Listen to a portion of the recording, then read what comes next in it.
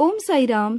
Welcome to Sai Samarpan channel. मैं हूँ आपके साथ में विन्नी और आज मैं आपसे बात करने आई हूँ कुछ ऐसी गलतियाँ जो हम सभी से जाने अनजाने हो जाती हैं और हम सभी से होती है और तभी जाकर हमारी मनोकामनाएं पूर्ण नहीं होती। हम लोग इतनी बाबा की पूजा कर रहे होते हैं, पाठ कर रहे होते हैं, साईं व्रत रख रहे होते हैं, कष्ट निवारण मंत्र पढ़ते हैं, रोज़ पढ़ते हैं। उसके बाद हम साईं चालीसा भी करते हैं, कुछ विशेष बाबा के लिए करते भी हैं, लेकिन उसके बावजूद भी ना हमारी मनोकामनाएं, हमारी इच्छा पूरी नहीं हो पाती। तो उसके पीछे भी कुछ कारण होता है, कुछ गलतियां होती हैं, हमारी कुछ भूल होती है जो हमें पता नहीं होता।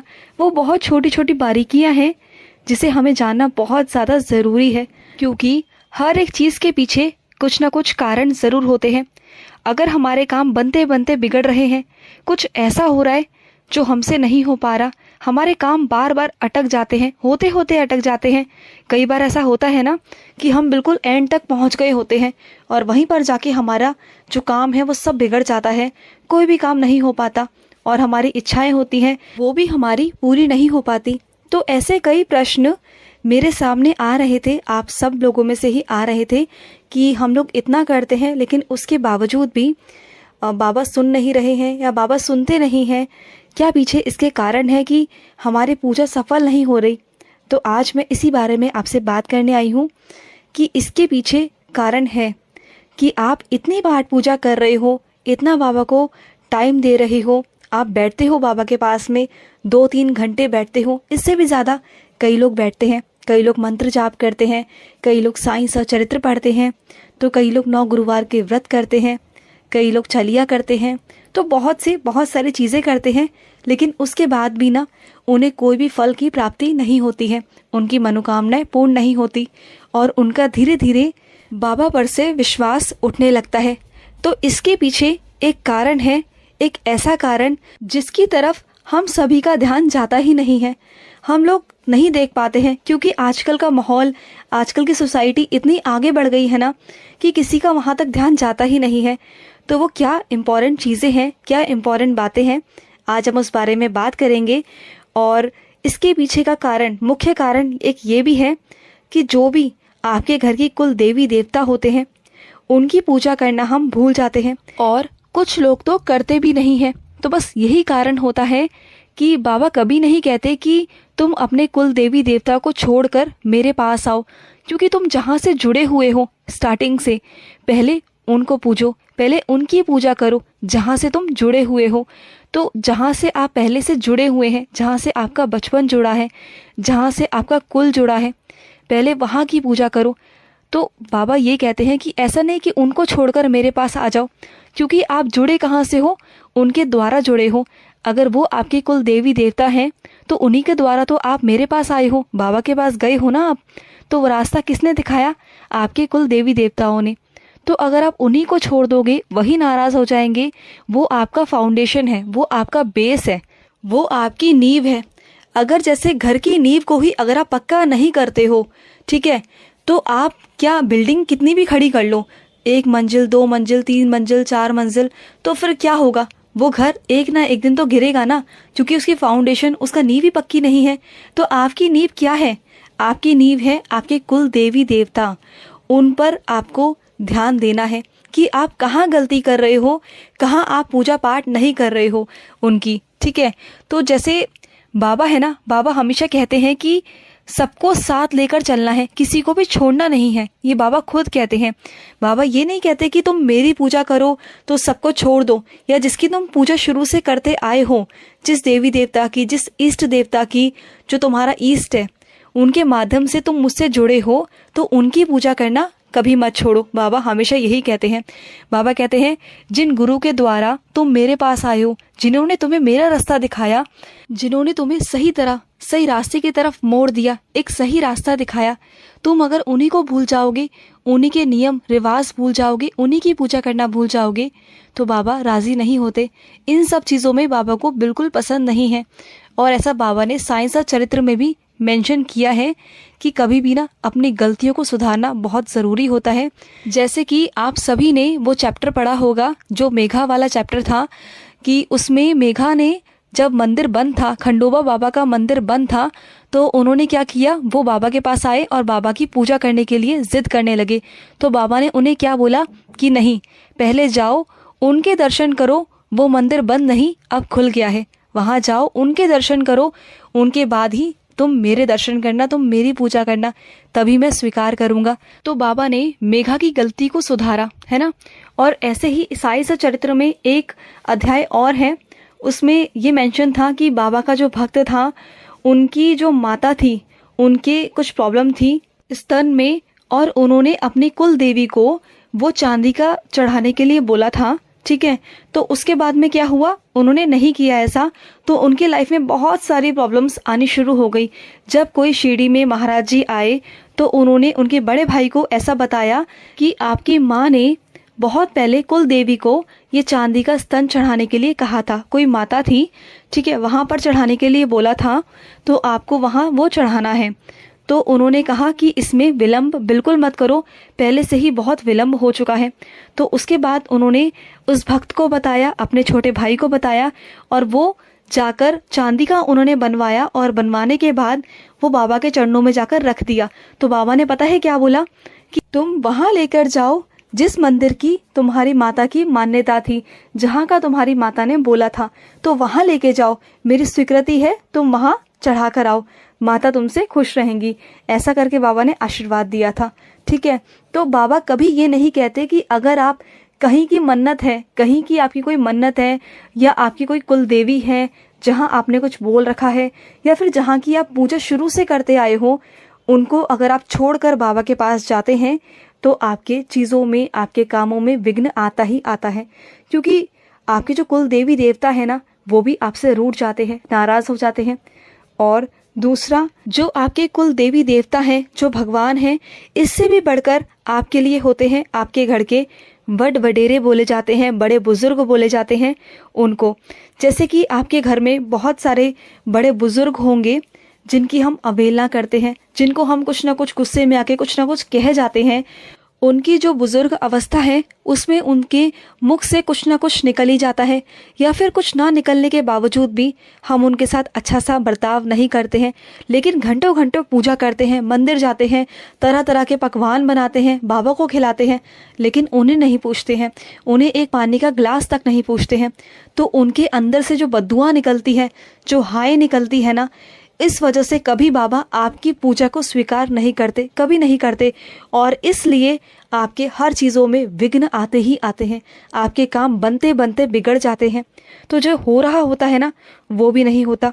तो हमें अपने बड़े बुजुर्गों का सम्मान करना चाहिए, कभी उनका अपमान नहीं करना चाहिए, कभी अपने परिवार में ऐसी कोई चीज़ नहीं करनी चाहिए जो बाबा को गुस्सा आए या बाबा का मन अशांत रहे। क्योंकि अगर आपके घर के बड़े बुजुर्गों का मन अशांत रहेगा ना, उनके मन में शांति नहीं होगी, तो बाबा तो सब देख रहे होते हैं। साईं को ना ये सब बिल्कुल भी पसंद नहीं आता कि उनके बच्चे से ये सब गलतियां हो, उनका मन अशांत हो, आपके घर के बड़े बुजुर्गों का मन अशांत हो, उनके अंदर से हाय निकले, बद्दुआ निकले, तो ये बाबा को बिल्कुल भी गवारा नहीं। क्योंकि उनके बच्चों पर कोई संकट आए ना, वो बर्दाश्त नहीं कर पाते। तो इस वजह से ना बहुत सारी चीज़ें ऐसी हो जाती हैं जो आपके आड़े आ रही होती है। और जैसे कि आपकी जो कुलदेवी है, उनकी पूजा आप करते थे, वो आपने छोड़ दी, या जिनसे आप पहले जुड़े हुए थे नहीं कर पा रहे हो, तो वो भी गलत है। जिस प्रकार से आप पूजा करते आए हो, उसी प्रकार से आपको वो पूजा करते रहनी है, हमेशा करनी है, वो कभी छोड़ना नहीं है। बाबा कभी ये नहीं कहते कि तुमने मुझे पकड़ लिया तो उन्हें छोड़ दो, कभी नहीं। उनकी पूजा भी आपको करना होगा, तभी बाबा आपकी पूजा को स्वीकार करेंगे। और दूसरा, अगर आप किसी को कष्ट देते हो, परेशान करते हो ना, तो चाहे आप कितने भी व्रत कर लो, कितने भी कथा सुन लो, कितनी भी बाबा के लीला श्रवण कर लो, 9 बार कष्ट निवारण मंत्र कर लो, या आप साप्ताहिक पारायण कर लो, वो सब आपका व्यर्थ है। क्योंकि बाबा सब सुनते हैं, बाबा सब देखते हैं, बाबा को सब दिखाई देता है। हमें नहीं दिखाई देता, लेकिन बाबा को सब दिखाई देता है। आप जानते हैं, खुद की गलतियां किसी को नहीं दिखाई देती कि हम क्या गलती कर रहे हैं, लेकिन हम जाने अनजाने दुख और दर्द किसी न किसी को दे जाते हैं। अपने घर परिवार में, अपने आसपास में किसी न किसी को हम दे जाते हैं। तो वो गलतियां हमें नहीं करनी है। गलती से भी किसी का हमें दिल नहीं दुखाना, बिल्कुल नहीं दुखाना है। और जो आपके कुल देवी देवता होते हैं, जो आपके बुजुर्ग होते हैं, उनकी सेवा करनी है, उनकी पूजा करनी है। अगर आप उनकी पूजा नहीं जानते हैं ना, तो अपने घर के बड़े बुजुर्गों से पूछिए, अपने रिश्तेदारों से पूछिए, किसी न किसी से पूछिए। सबके कुल देवी देवता होते हैं, ऐसा नहीं है कि किसी के नहीं होते, सबके होते हैं। आप जिस भी खानदान से, जिस भी परिवार से आप बिलोंग करते हैं ना, उन सभी के कुल देवी देवता होते हैं, 100% होते हैं।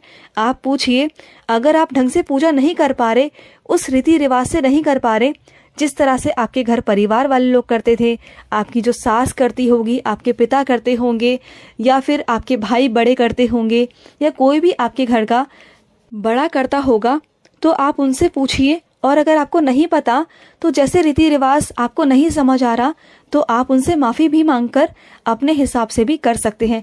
जो भी आपके कुल देवी देवता हैं, आप उनके आगे पूजा कीजिए, उनसे बोलिए, वो भी तो आपके कुल देवी देवता है ना। अगर आप उनके आगे अपनी बात रखेंगे, उनसे माफ़ी मांगेंगे, उनसे कहेंगे कि मैं जो पूजा कर रहा हूँ, मुझे इस रीति रिवाज का पता नहीं है और आप मुझे माफ़ करिए अगर कोई गलती हो, तो देखना उनका आशीर्वाद भी लेना बहुत ज़्यादा ज़रूरी होता है। वो आपको आशीर्वाद देंगे ही देंगे। और इसी तरह से जो आपके बड़े बुजुर्ग हैं, वो भी आपको आशीर्वाद देंगे ही देंगे। तो अगर आप ऐसा करेंगे ना, तो आपके बिगड़े हुए काम भी बनेंगे, क्योंकि जो कुल देवी देवता होते हैं ना, वो आपके परिवार की शुरू से रक्षा कर रहे होते हैं, शुरू से अपने परिवार की वो रक्षा करते हैं। तो ये सब चीज़ें होती हैं। तो ये अपने नियम में, अपने जीवन में डालिए कि आपको अपने कुल देवी देवताओं के बारे में जानना है, उनकी भी पूजा करनी है, जो गलतियां हैं उसे सुधारना है आपको। क्योंकि गलतियां ना हो जाती हैं, सबसे होती हैं, हम इंसान हैं और बाबा हमारे बहुत दयालु हैं, वो हमें माफ़ भी करते हैं। तो आप जाइए। और मोस्ट इम्पॉर्टेंट एक ये भी है कि जो लोग हमारे बीच नहीं होते, यानी कि जो हमारे बीच में नहीं होते हैं, उनकी मृत्यु हो गई होती है, तो वो किसी भी कारणवश हो, उनके लिए खाना निकालना बहुत ज़रूरी होता है। हर महीने में उनके नाम का कुछ ना कुछ दान करते रहना चाहिए, उनके नाम की पूजा पाठ। अगर आप 4 लोगों के साथ नहीं कर सकते, तो आप अपने घर पे करिए, पंडित को कुछ देकर आइए, मंदिर में उनके नाम का कुछ दान कर कर आइए। उनका आशीर्वाद भी आपके घर परिवार के लिए बहुत बहुत ज़रूरी होता है। तो उन्हें भी कभी नाराज़ मत करिए, वो भी कभी कभी रूठ जाते हैं, और इस वजह से भी आपके बहुत सारे काम ऐसे हैं जो बनते बनते अटक जाते हैं, आपकी मनोकामना पूरी नहीं हो पाती है। और जैसे जैसे आप इन सब चीज़ों पर ध्यान देने लगेंगे ना, तो आपको आपके करने का फल मिलता जाएगा। जैसे आप पूजा पाठ करते जाएंगे, वैसे वैसे आपको फल भी प्राप्त होता जाएगा। आप बहुत परेशानी से घिरे हुए हो, आपको समझ नहीं आ रहा, और इतनी सारी गलतियां आपसे हो गई जाने अनजाने, लेकिन इसका मतलब ये नहीं कि बाबा देख नहीं रहे होते। बाबा हमेशा हमारे साथ खड़े रहते हैं, हमें देख रहे होते हैं। और ये बाबा का ही तो संदेश है कि हम जो गलतियां करते हैं, वो बाबा हम तक कहीं ना कहीं, किसी ना किसी जरिए से हम तक पहुंचा देते हैं कि बच्चे तुम ये गलती कर रहे हो, इसे सुधारो। और इस वीडियो को बनाने का माध्यम भी यही है कि हो सकता है कि बहुत सारे लोगों को लाभ भी मिले, क्योंकि बाबा उन तक पहुंचाना चाहते हैं। और बाबा को भी ना परेशानी होती ही होती है। जो हम गलतियां तो कर बैठते हैं, लेकिन बाबा को उसे हटाने में, उसे करने में बाबा को समय लगता है। इसलिए आपकी मनोकामना थोड़ी सी लेट हो जाती है पूरा होने में, क्योंकि कुछ गलतियां आपकी जाने अनजाने ऐसी होती हैं, कुछ आपके कर्म ऐसे होते हैं, पहले बाबा को उन्हें साफ करना होता है, उन्हें हटाना होता है। उसके बाद जब आपके रास्ते बिल्कुल क्लियर होते हैं, तभी तो बाबा आपको देंगे, है ना। तो वही सब चीज़ें होती हैं। जैसे कि आपको कहीं बाहर जाना है और आपको बहुत लंबा रूट आपको जाना है, कहीं बहुत लंबा जाना है, तो आप रोड पर कब निकलना पसंद करेंगे, कब बाहर जाना पसंद करेंगे? जब सुबह का टाइम होगा, तो आपको लगेगा कि रोड क्लियर है, कि सुबह सुबह आप निकलेंगे, सुबह 4 से 5 बजे के टाइम पे, तो रोड कैसे क्लियर होती है, तो हमें लगता है हम स्पीड से पहुंच जाएंगे कहीं भी अगर हमें जाना होगा। और अगर दोपहर में या शाम को जाने की बात करते हैं, तो हमारे माइंड में क्या आता है, अरे कितना ट्रैफिक होगा, हम कैसे जाएंगे। और अपने डेस्टिनेशन पे पहुंचने के लिए आपको कितना समय लग जाता है, होता है ना, क्योंकि वहाँ आपके रास्ते क्लियर नहीं है, वहाँ बहुत भीड़ भाड़ है, वो चीज़ें हैं। और वैसा ही हमारे साथ में भी होता है। जो हमारे कर्म होते हैं ना, हमारे कर्मों में भी बहुत सारी हमारी गलतियाँ होती हैं, बहुत सारी गलतियाँ, हमारा रास्ता क्लियर नहीं होता। ठीक है, तो वहाँ पर बाबा हमारा रास्ता पहले क्लियर करते हैं, पहले उस रास्ते को क्लियर करके साफ करते हैं, हमारी गलतियों को हटाते हैं। उसके बाद बाबा आपको देते हैं, डेफिनेटली देते हैं। आपको ऐसा नहीं कि आपको नहीं मिलेगा, आपको मिलेगा, डेफिनेटली मिलेगा, लेकिन आपकी जो गलतियां हैं उसे बाबा पहले सुधारेंगे। और अगर आप पहले से गलतियां ये नहीं करते हैं, जैसे कि कुल देवी की पूजा करना, बड़े बुजुर्गों का सम्मान करना, और जो लोग हमारे बीच नहीं हैं उनका जो चीज़ें हैं, उनका खाना पीना, उनकी चीज़ें, उनका निकालना, उनका दान निकालना, अगर आप ये गलतियां नहीं करते हैं तो आपके रास्ते क्लियर हैं। और वैसे हमारे बाबा, हमारी साईं माँ इतनी दयालु है ना, और हमारे बाबा इतने दयालु है ना कि वो हमारी 1000 गलतियां होने के बावजूद भी हमें वो सब कुछ देते हैं, हमें वो माफ़ भी करते हैं, हमें रास्ता दिखाते हैं, हमें बार बार संदेश देते हैं, हम तक बात पहुंचाते हैं कि तुम गलती कर रहे हो, तुम वहाँ गलती कर रहे हो, इसे सुधारो। और कई बार हमारे मन में प्रश्न उठता है ना, और जैसा कि मैंने स्टार्टिंग में बताया, कई लोगों के मन में प्रश्न उठता है कि कुछ लोग तो एक बार में ही पूजा करते हैं, उनका तो पूरा हो जाता है, और हम तो 9 गुरुवार करते हैं, बाबा की विशेष पूजा करते हैं, हमने बाबा के 9 दिए भी जलाए थे और पूरा भी सब कुछ किया, लेकिन उसके बावजूद भी, ये चीज़ें करने के बावजूद भी हमारी जो इच्छाएं हैं वो पूरी नहीं हो रही। तो अगर आप इन छोटी छोटी गलतियों पर ध्यान दे देंगे ना, जो भी गलतियां आपसे जाने अनजाने हो रही हैं, तो देखना आपको एक बार में ही करने में आपको बाबा आपकी मनोकामना, आपकी इच्छा बाबा पूर्ण कर देंगे। बाबा कभी ये नहीं कहते कि तुम बार बार पूजा करो, जैसे कि हम एक बार साप्ताहिक पारायण करते हैं और हमारी अगर इच्छा पूरी नहीं होती, या फिर हम व्रत करते हैं तब हमारी इच्छा पूरी नहीं होती, तो जैसे ही वो ख़त्म होते हैं तो हम दूसरा स्टार्ट कर लेते हैं कि शायद दूसरी बार करने से बाबा हमें प्रसन्न हो जाएंगे, हमें दे देंगे। नहीं, बाबा कभी नहीं कहते कि तुम बार बार एक चीज़ों को करो। बाबा सिर्फ ये कहते हैं कि अपनी छोटी छोटी गलतियों को, अपने कर्मों को सुधारो। अगर तुम अपने कर्मों को सुधारोगे ना, तो अगर तुम एक बार ही साईं बोल दोगे ना, अगर एक बार ही साईं सा चरित्र पढ़ लोगे, एक बार में जो भी आप पूजा करोगे, आपको एक ही बार में फल मिल जाएगा। आपकी मनोकामना जो है वो एक बार में ही पूरी हो जाएगी। बस बाबा कहते हैं सच्चाई के रास्तों पर चलो, मुझे पुकारो, सच्चे दिल से पुकारो, और तुम्हें बुराइयों से बचना है, अपनी गलतियों से बचना है।